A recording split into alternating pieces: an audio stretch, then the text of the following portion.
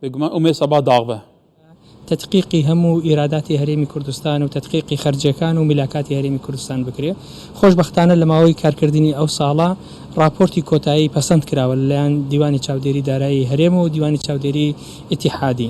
ئەم راپۆرتە گرنگیکی یەکجار زۆری هەیە، چونکە لەناو ئەم راپۆرتە هەموو ئەو زانیاریانە ڕاستانەی کە لەسەر حکوومەتی هەرێمی کوردستان دەوتران ڕەواندراونەتەوە بە دروغ خراونەتەوە کە تەکید لەسەرەوە کراوەتەوە کە ڕقەمی حەقیقی ئیراداتی هەرێمی کوردستان تێدا تەثبیت کراوە، بە تایبەتی ئیرادە نانەوتیەکان تەثبیت کراوە و ڕقەمی حەقیقی خەرجەکانی هەرێمی کوردستان تەثبیت کراوە و جگە لەوەش ڕقەمی میلاک با بڵین ژمارەی میلاکی حکوومەتی هەرێمی کوردستانیش تەثبیت کراوە.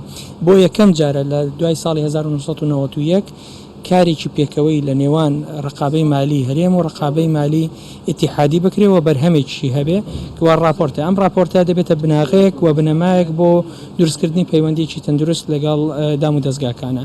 ئومێد دەکەین کە ئێمە وەک حکوومەتی هەرێمی کوردستان چۆن بەدەمەوە ئێوە هاتوین کە هەنگاوەکانی تر بەردەوام بن، ئومێد دەکەین کە حکوومەتی ئیتیحادیش ئەوانیش بەدەم ئەم هەنگاوە بێن و لە چوارچێوەی ئەو تەقریرەی هاوبەشەی نێوان هەردوو دیوانی چاودێری دارایی کارەکانی پێکەوەیمان بەردەوام بێت. کاگومێت سەبا بەگشتی لەسەر 200 ملیارەکە بینی قسەڵۆژێکی زۆرە باس ڕاگرت نەکرێت ئێوە هیچ یعنی ڕێکوتنێکی بوو بەردەوامی بۆ پارێ بدرێت.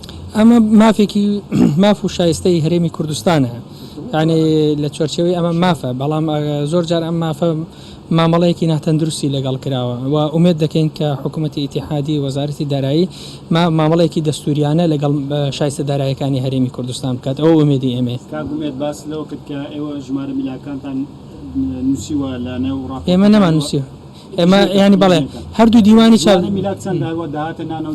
راپۆرتەکە بە کاملی لە دوێنێکە لەلایەن ئەنجومەنی وەزیرانەوە پەسەند کراوە، تەفاسیلی زۆر زۆرتیایە. وتم بەرهەمی کارکردنی ماوەی یەک ساڵە لە نێوان دیوانی چاودێری دارایی و دیوانی چاودێری ئیتیحادی هەموو با بڵێن ژمارەکانی میلاکاتی تایە، ژمارەی خەرجەکانی حکوومەتی هەرێمی کوردستانی تایە و ژمارەی ئیراداتی حکوومەتی هەرێمی کوردستانیشی تایە بە هەموو ئەو بابەتانە و تەفاسیلانی کە هەیە.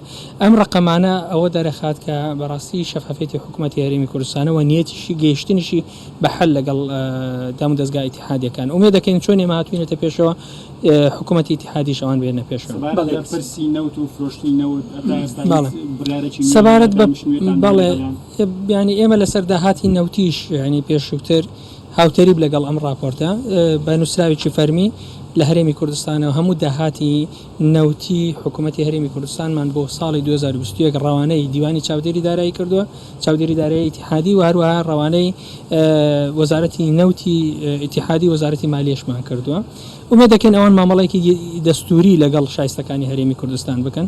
سەبارەت بە دانیشتنیش لەگەڵ وەزارەتی نەوتە دەرگای ئێمە هەموو کاتێک کراوە بۆ گفتوگۆکردن لەگەڵ وەزارەتی نەوت و ئەم جارش ویستی ئەوەش هەیە کە کۆبوونەوە بکەین و لەگەڵ جەنابی وەزیری نەوتیشا لە گفتوگۆی لە قسەکردنین بۆ ئەوەی کە کاتی کۆبوونەوەکان دیاری بکات.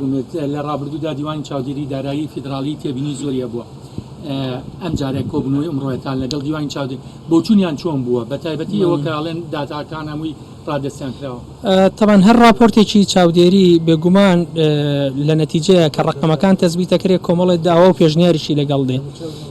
ئەو پێشنیارانەی کە هەردوو دیوانی چاودێری دارایی هەرێم و بەغدا لە راپۆرتەکەی خۆیان نووسیوانە ئێمە دوێنە لە کۆبوونەوەی ئەنجومەنی وەزیران ئەو پێشنیارانەی ئەوانمان پەسەند کردووە و دام و دەستگاکانی حکوومەتی هەرێممان ڕاستپاردووە لە ماوەی 6 ڕۆژی کارکردن دەبێت سەرجەم ئەو تێبینی و پێشنیارانەی کە لەناو راپۆرتەکەیە چارەسەر بکرێت.